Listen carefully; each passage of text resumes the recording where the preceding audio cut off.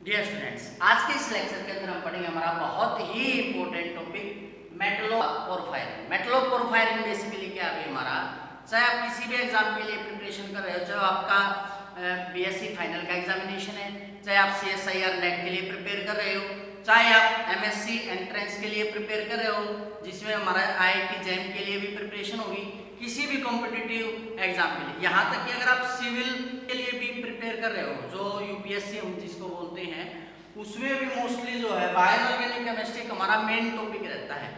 Next CSIR के अंदर भी जो है हमारा बायोऑर्गेनिक से मोस्टली जो है 20 to 30 मार्क्स जो है बायोऑर्गेनिक केमिस्ट्री कंपलसरी आती है। और मेटलोपोरफायरिन उसके अंदर एक है बहुत ही इंपॉर्टेंट रोल प्ले करता है। अब स्टूडेंट्स के जैसे कमेंट आते हैं, वो बोलते हैं कि सर आप जो है हमें जो है डायरेक्ट हेमी की स्ट्रक्चर समझा दो, या फिर आप हमें जो स्ट्रक्चर है क्लोरोफिल की स्ट्रक्चर समझा दो, या फिर होमोग्लोबिन उसकी स्ट्रक्चर समझा दो, या फिर आपका मायोग्लोबिन उसकी स्ट्रक्चर समझा दो। ठीक है, कभी भी कोई भी बात नहीं करता किसकी भी, मेटलोपोरफायरिन। लेकिन अगर मैं आपको बता दूं, जिनको याद करने का रास्ता यहीं से होकर के आता है।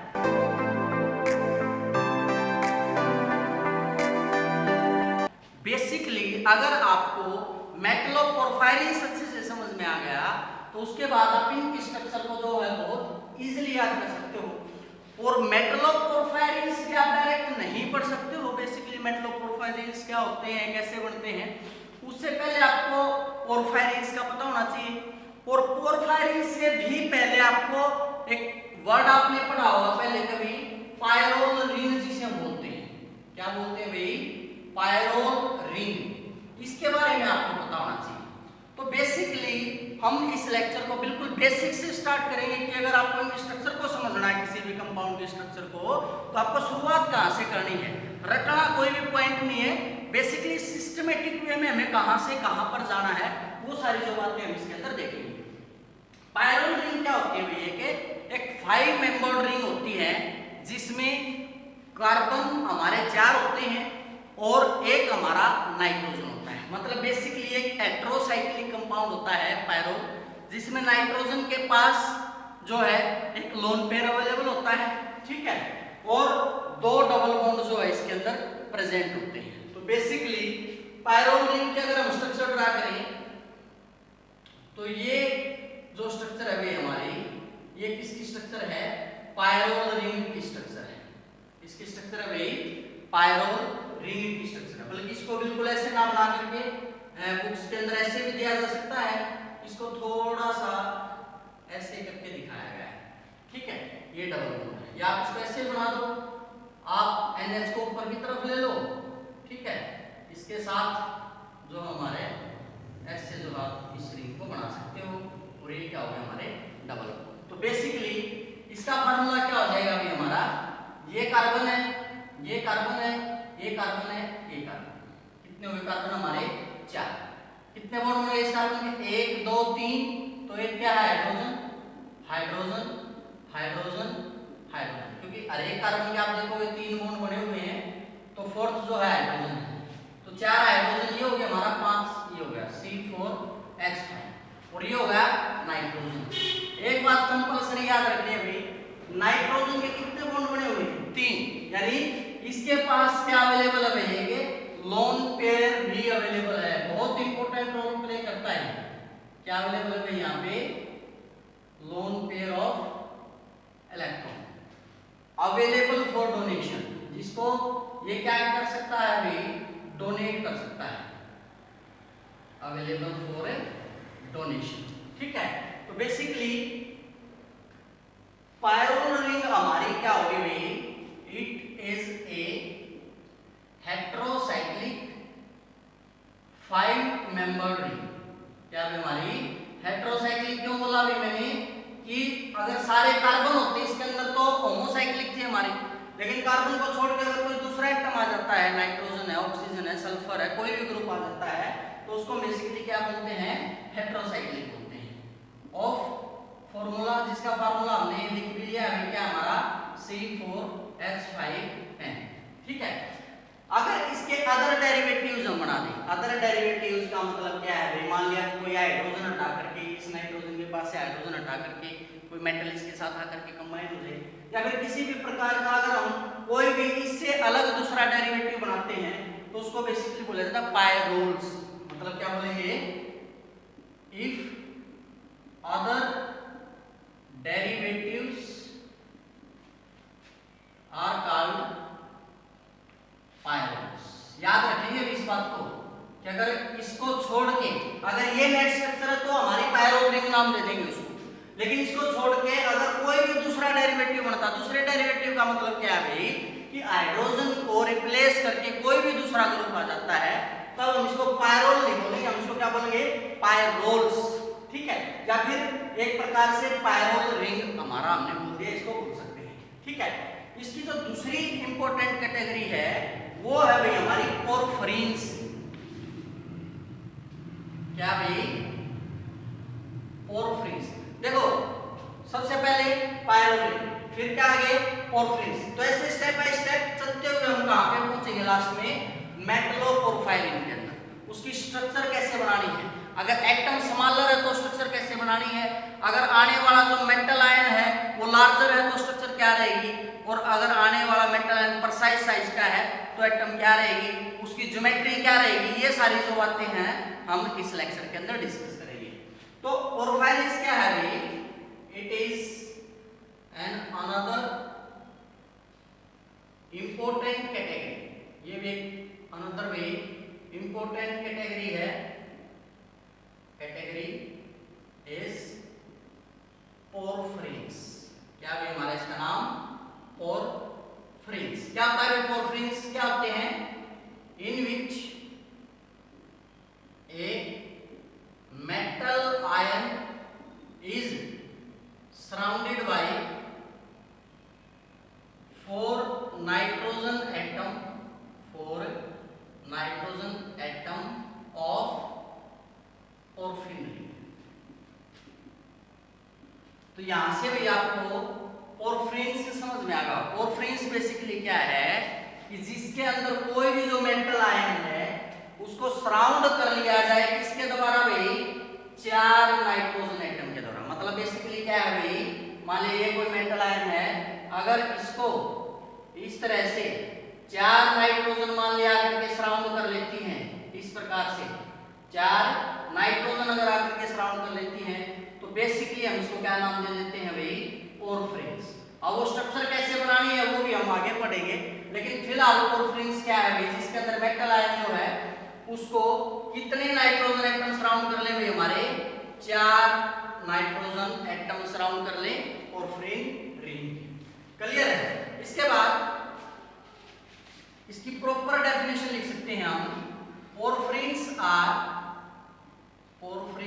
Are macrocyclic. मैक्रो का मतलब क्या होता है, लार्ज जिसकी चेन हो, ठीक है, या साइक्लिक फॉर्म में वो अरेंज। तो porphyrins are macrocyclic rings made up of 4 pyrrole rings. किससे बनेंगे भी, जो 4 पायरोल रिंग्स के द्वारा, made up of 4 pyrrole rings linked through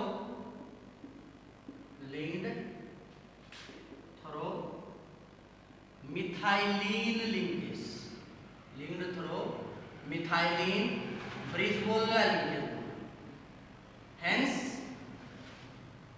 hence porphyrins are macrocyclic pyrrole system, pyrrole system having conjugate double bond, अब आप इस conjugate double bond का मतलब समझिए। अब इस नाइट्रोजन के पास क्या अवेलेबल है भाई, लोन पेयर अवेलेबल है। अगर कॉन्जुगेशन जाता है, ये डबल बॉन्ड यहाँ पर जाता है तो इसका लोन पेयर यहाँ पे आ जाता है और ये यहाँ पे आ जाता है। तो इस प्रकार से क्या हो जाएगी, बेसिकली शिफ्टिंग हो जाएगी। ठीक है, तो कंजुगेशन का मतलब क्या होता है, एक प्रकार से आप क्या बोल सकते हो, कंजुगेशन मींस भाई जिसमें अल्टरनेट पे डबल बॉन्ड हो, या अल्टरनेट डबल बॉन्ड के अल्टरनेट पोजीशन पर कोई लोन पेयर हो, फ्री रेडिकल हो, एनायन हो, तो वो क्या शो करता है भाई? कंजुगेशन शो करता है। तो बेसिकली अगर हम इसकी स्ट्रक्चर बनाए पोरफिरिन्स की तो वो हमारी क्या होगी, वो हम बात करते हैं। तो पोरफिरिन्स जैसे पायरोल रिंग तो आपने पढ़ लिया भाई, 4 पायरोल रिंग सराउंड करेंगी, लेकिन लिंकेज इसकी होगी मिथाइलिन ब्रिज की। कैसे? आप इसको भाई स्ट्रक्चर थोड़ी सी जो है बिल्कुल एग्जैक्ट तो बनेगी नहीं, लेकिन ट्राई करूंगा मैं कि आपको बेस्ट तरीके से मैं समझा सकूं। आपको डबल बॉन्ड को कैसे याद रखना है? डबल बॉन्ड चलेंगे हमारे अल्टरनेट वे में। पहले हम एक प्रकार से एक पायरोल रिंग बना लेते हैं, ठीक है? तो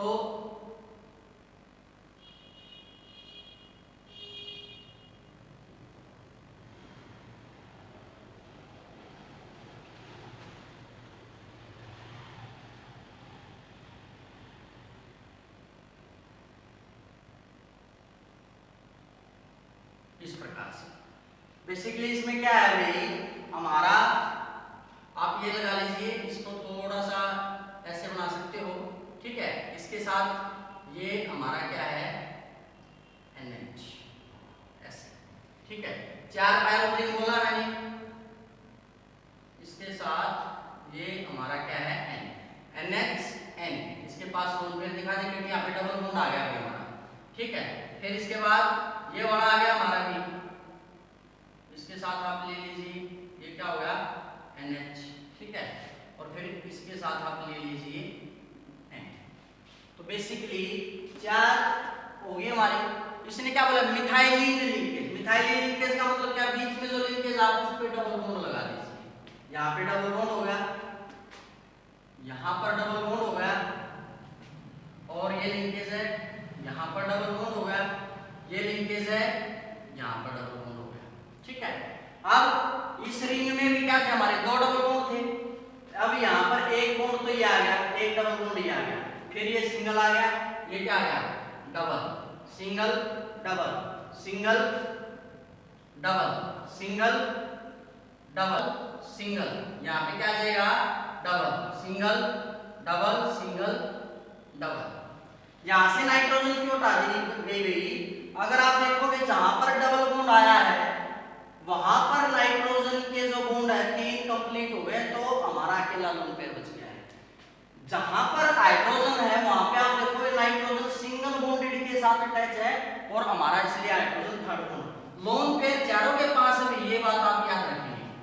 लोन पेयर क्या हमारी चारों हाइड्रोजन के पास है, मतलब चारों की 4 हाइड्रोजन क्या कर सकती हैं? They can form coordinated bond, ठीक है? तो ये भी इंपॉर्टेंट है, कई बार पूछ लिया जाता है कि इसके अंदर कोऑर्डिनेशन नंबर कितना होता है, या फिर अगर कोई डाई पॉजिटिव मेटल आयन आ जाती है भाई तो उस टाइम पे उसकी ज्योमेट्री क्या होगी, ठीक है? या फिर स्मॉलर साइज क्या जाती है तो ज्योमेट्री क्या होगी? तो इस प्रकार से इसमें क्या लिखेंगे हम? दीस porphins act as a tetradentate ligands। Tetradentate क्यों बोला भाई? अब डेंटिसिटी क्या होती है? कितने लोन पेयर को डोनेट कर सकता है, कितनी साइड से कोऑर्डिनेट बॉन्ड की फॉर्मेशन कर सकता है, कितनी है हमारी? 4। तो किसकी तरह एक्ट करता है ये? टेट्राडेंटेट लिगेंड की तरह क्या करेगा भाई? ये एक्ट करेगा, ठीक है? उसके बाद ring tetradentate ligands, ligand rings form या फोर नाइट्रोजन एटम और साइड, इसके पास क्या अभी 4 नाइट्रोजन एटम या साइड, ठीक है? अब इनमें से 2 of these are tertiary nitrogen atom. 2 तो क्या होंगे हमारे? टर्शरी नाइट्रोजन एटम होंगे, ठीक है? Having donor position. Donor position का मतलब क्या भाई? जिसके पास क्या होंगे? लोन पेयर होंगे डोनेट करने के, ठीक है? And other 2 are secondary donor. जो दूसरे 2 होंगे वो क्या भाई? हमारे सेकेंडरी डोनर होंगे। अब टर्शरी डोनर क्या है? जो 3 के साथ अटैच हो। सेकेंडरी क्या है? जो 2 के साथ अटैच हो, 2 के साथ, ठीक है? secondary donor positions which can lose a proton, जो क्या कर सकते हैं, वे प्रोटॉन लूज कर सकते हैं, and form coordinate bond with a metal. मतलब जिसके पास भी हाइड्रोजन है वो तो क्या होंगे हमारे सेकेंडरी, और जो लोन पेयर वाले हैं वो क्या होंगे हमारे टर्सरी। क्लियर है? तो इस प्रकार से भी आप इनकी डिग्री भी बता सकते हो। तो बेसिकली ये क्या होगी भाई, पोरफायरिन की। अगर कोई भी मेटल आ जाए, मान लीजिए यहाँ पे कोई मेटल आ गई, तो ये हाइड्रोजन और लिंकेज हो जाएगी, हाइड्रोजन हटके इसके साथ लिंकेज हो जाएगी, और इस तरह से क्या बना लेंगे, इसके साथ कोऑर्डिनेट बना। तो मेटल के साथ पोरफिरिन अटैच होगी तो उसको क्या नाम दे देंगे भैया हमें, मेटलोपोरफायरिन्स। तो क्या बोलेंगे, hence porphyrin rings can act as a tetradentate dianegative ligands. क्या होंगे भी हमारे टेट्राडेंटेट डाइनेगेटिव लिगेंड्स होंगे, और क्या बोल सकते हो, डाई एनायन। क्लियर है? अब इसके बाद क्या आता है भाई, अब डाई एनायन है, दो नेगेटिव चार्ज है, तो मेटल भी उसके साथ कौन सी आएगी, जिसके ऊपर 2 पॉजिटिव चार्ज होगा, या फिर बोल सकते हैं हम डाई पॉजिटिव जो मेटल होगी। तो क्या लिखेंगे, hence metals like a magnesium 2 positive, Fe 2 positive and a nickel 2 positive will form neutral complex with a porphyrins।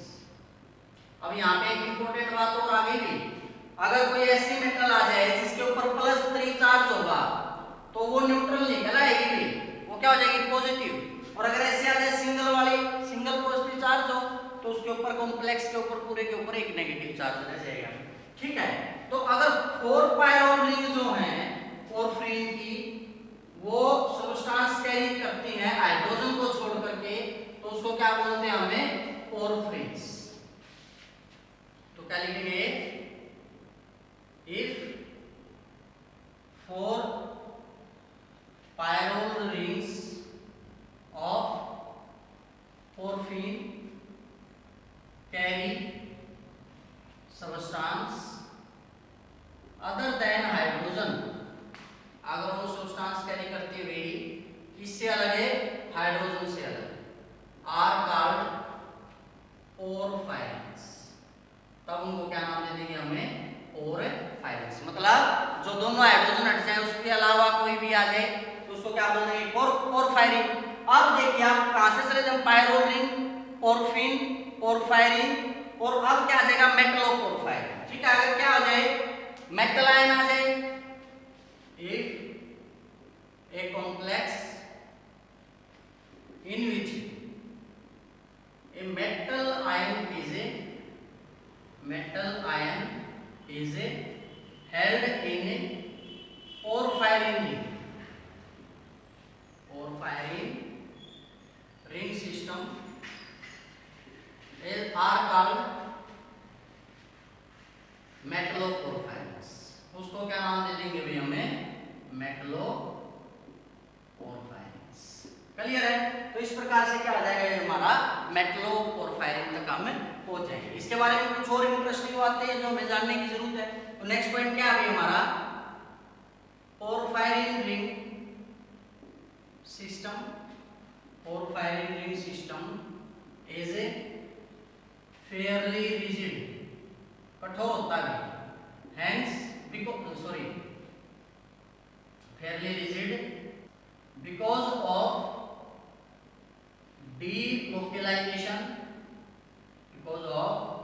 delocalization of electrons in pyrrole ring।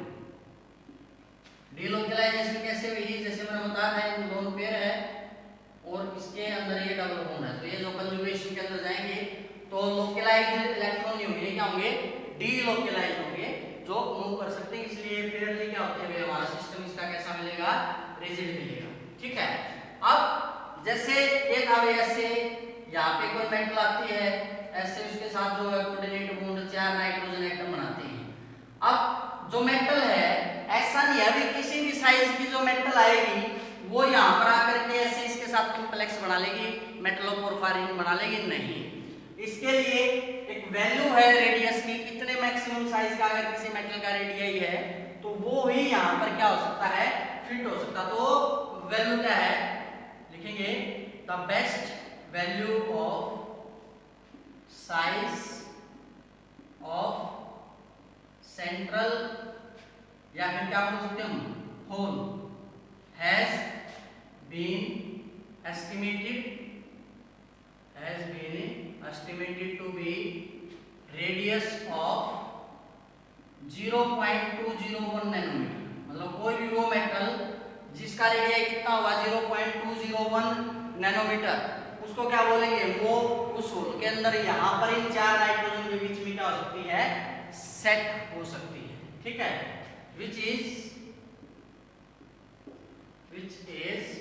almost fixed, almost इसके अंदर बिल्कुल क्या हो जाएगी, फिक्स हो जाएगी। And can acquire metals of first transition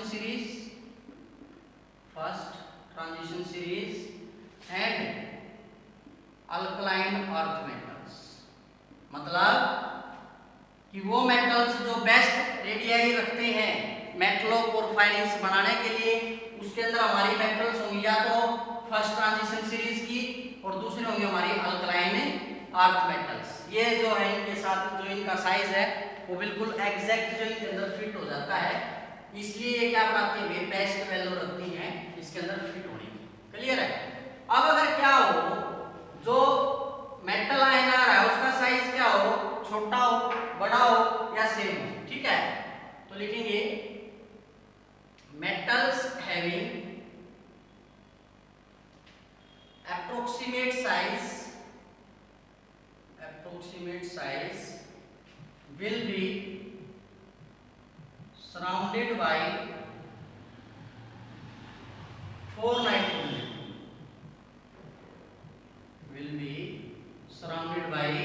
4 nitrogen, atom in square planar geometry। याद रखेंगे, ये बहुत इंपॉर्टेंट बात है कि अगर एप्रोक्स साइज मेटल का होता है तो जब वो नाइट्रोजन एटम उसके चारों तरफ अरेंज होंगी तो एक प्रकार से वो कैसी स्ट्रक्चर बनाएगी, स्क्वायर प्लेनर ज्योमेट्री बनाएगी। ठीक है, and axial sides will be available for other ligands. वो किसके लिए अवेलेबल हो जाएंगे भाई, दूसरे लिगेंड्स के लिए अवेलेबल हो जाएंगे। ठीक है, अब मेटल आयन अगर उसका साइज क्या रहता है, स्मॉलर, तो क्या लिखेंगे, इफ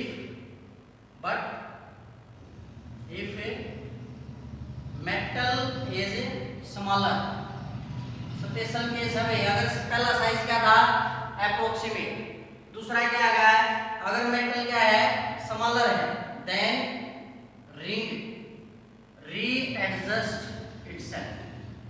तो अगर साइज के साथ जो आने वाले मेटल उसका छोटा आ जाता है तो रिंग अपने आप को क्या कर लेगी भाई, रीएडजस्ट कर लेगी टू हेल्ड मेटल आयन, ताकि वो उस मेटल आयन को क्या कर सके, हेल्ड कर सके। इसके लिए हमारा एग्जांपल होता है भाई निकेल और फ्रेनिक्स। ठीक है, तो जो निकल है भाई उसका जो साइज स्मॉलर होता है इनके कंपैरिजन में, तो उसके लिए मेटल जो है, जो रिंग है वो अपने आप को क्या कर लेगी, रीएडजस्ट कर लेगी। ठीक है, नेक्स्ट क्या हो गया, अप्रोक्सीमेट इक्वल हो, स्मॉलर हो, और तीसरा मैंने क्या बताया था, जब लार्जर हो। ठीक है, but if metal size is larger than size of hole, then metal ion cannot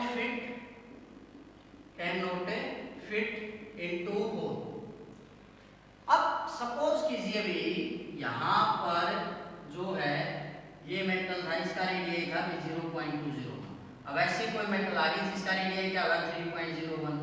अब इतना तो स्पेस यहाँ पर है ही नहीं, यानी मेटल यहाँ पर तो क्या नहीं हो पाएगी, एडजस्ट नहीं हो पाएगी। तो अगर मेटल का साइज लार्जर होता है तो जो साइज ऑफ होल से तो जो मेटल है वो क्या नहीं कर सकती, इसके अंदर फिट नहीं हो सकती। तो उस केस में क्या करेंगे भाई, and stage out of plane. तो उस केस में जो मेटल हो आ जाएगी आउट ऑफ प्लेन, मतलब इस साइड को छोड़ करके मान लिया जो मेटल है वो आउट ऑफ प्लेन आ जाएगी, ठीक है। Hence metal ion sides